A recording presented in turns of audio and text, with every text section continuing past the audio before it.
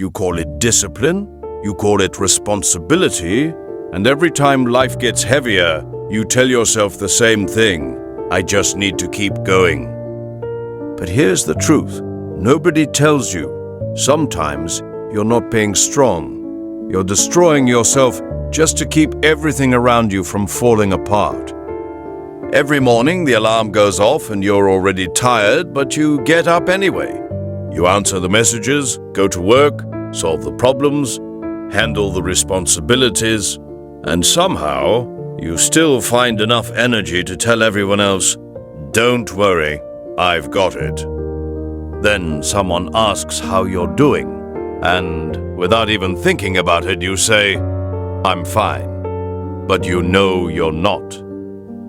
Because even when the day finally ends and your body gets a chance to sit down, your mind keeps running. You're thinking about tomorrow, about money, about work, about people depending on you, about everything you didn't finish today, and everything waiting for you when you wake up. So, you make yourself the same promise again: just get through today. But you've been saying that for weeks, maybe months. And somewhere along the way, you stopped living your days. You started surviving them. And survival has a strange way of becoming normal. At first, you notice the exhaustion. You notice that you're sleeping but never really feeling rested. You notice that little things irritate you more than they used to.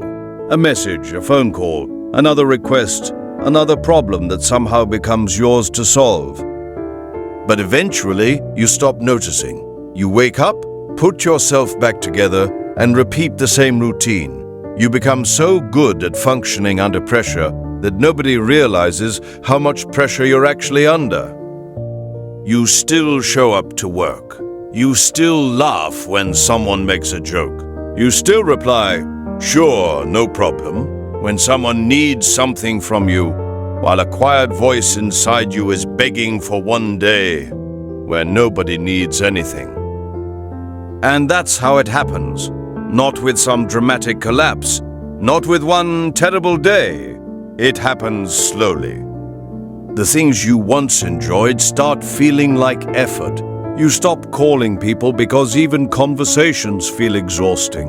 You cancel plans not because you don't care, but because you have nothing left to give. Then one night, you finally get what you've been asking for all day. Silence. No one is calling. No one is asking you for anything. There's nothing you need to solve at that exact moment. You should feel relieved, but you don't. You're lying there staring at the ceiling, exhausted enough to sleep, but somehow unable to switch your mind off.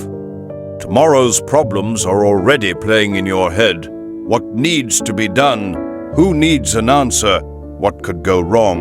What you forgot? What you still haven't fixed?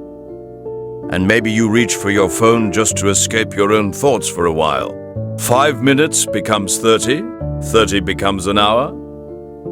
Then you look at the time and realize tomorrow is getting closer, and you haven't even recovered from today. So you whisper the sentence that has carried you through more days than you can remember. Just get through tomorrow. And there it is, the lie. Because tomorrow comes and nothing magically becomes easier. There will always be another deadline, another bill, another responsibility, another person who needs something, another problem waiting for your attention. You keep telling yourself, "I'll rest when things calm down." But what if they don't? What if life never gives you the perfect week where everything is finished, everyone is happy, your phone stops ringing, and your mind finally has nothing to worry about? How many years are you willing to sacrifice waiting for that week? Because there is a difference between fighting for your life and fighting against yourself. And maybe nobody ever taught you that. Maybe you learned that being exhausted meant you were working hard, that saying no meant you were selfish, that resting meant you were lazy, that asking for help meant you weren't capable enough. So You became proud of how much you could carry. You kept adding weight until carrying pain became part of your identity. But listen carefully, because self-care isn't about escaping your responsibilities. It is about taking care of the person responsible for carrying them. And when you finally understand that, something changes. Start with something small. Protect your sleep like tomorrow depends on it, because part of you does. Put the phone down sometimes and allow your mind to exist without constantly consuming another notification, another problem, another person's life. Take the walk. Eat without rushing. Sit somewhere quiet without feeling guilty because you're doing nothing. And when your body tells you it's tired, stop treating that message like an enemy. Listen. Then learn one of the hardest words for people who carry too much. No. No, I can't do that today. No, I don't have the capacity for this right now. No, this problem does not automatically become my responsibility. You don't need to attach a paragraph explaining yourself every time you protect your peace. And if you need help, ask. Strength was never supposed to mean doing everything alone. There is courage in looking at someone you trust and saying, "I'm struggling." There is strength in admitting that something has become too heavy. Because self-care isn't about escaping your responsibilities. It is about taking care of the person responsible for carrying them. And when you finally understand that, something changes. Rest stops feeling like weakness. Boundaries stop feeling like selfishness.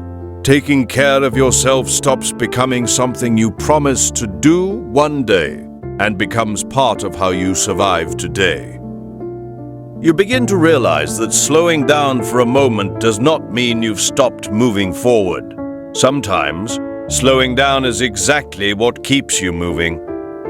Because the goal isn't to become a machine that can tolerate endless pressure. The goal is to build a life you can actually be present enough to experience. So, stop celebrating how much suffering you can endure. Stop measuring your strength by how exhausted you are at the end of the day. You have nothing to prove by running yourself into the ground.